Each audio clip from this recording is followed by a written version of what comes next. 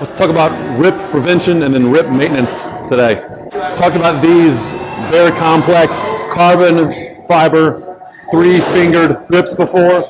I'm going to show you the way I recommend you wear them. So I don't think you should wear them up underneath the base of the hand.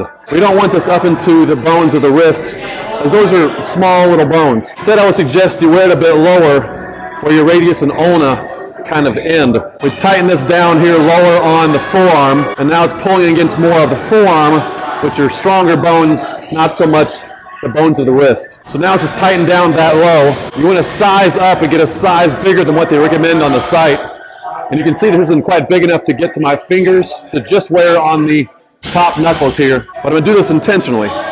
So I'm going to wear this low and this high, so I get this stretch effect through the material. Therefore, when I do grab, there's no bunching, as you'll see. So if I wear it down lower on the fingers, you'll see it might bunch up as I close my hand around a pull-up bar, and that can be annoying. So instead we have it up on the fingertips. And as we grab the bar, again, no bunching this way. And now because it's so taut, it's pulling against the forearm, so I'm doing less work to actually hold on to the bar. These, in effect, are pulling for me, making it much easier on my grip. So now if I'm doing pull-ups, I can let my lats do more work and not have to rely on just my forearms hanging on for dear life. All right, so that's your tip on prevention. Wear it lower on the wrist, put it through just the top 3 knuckles, and then grab. It's going to help yank on the arm that way. Now let's say you don't have grips, don't believe in them, or you ended up tearing your hand anyway.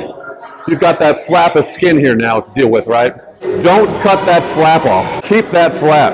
We want to move the flap out of the way, wash, clean it, and then apply Vaseline, flap it back, and then Band-Aid it. Anytime you wash your hands then, repeat the process.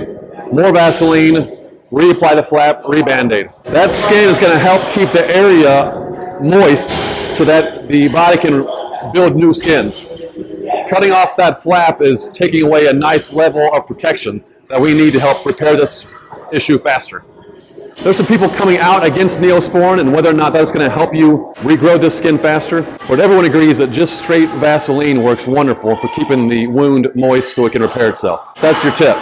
Keep the flap, re-Vaseline as you wash your hands until that does repair itself. Once the skin is repaired enough underneath your torn flap, then cut it off. Until then, keep it. It acts as a nice barrier.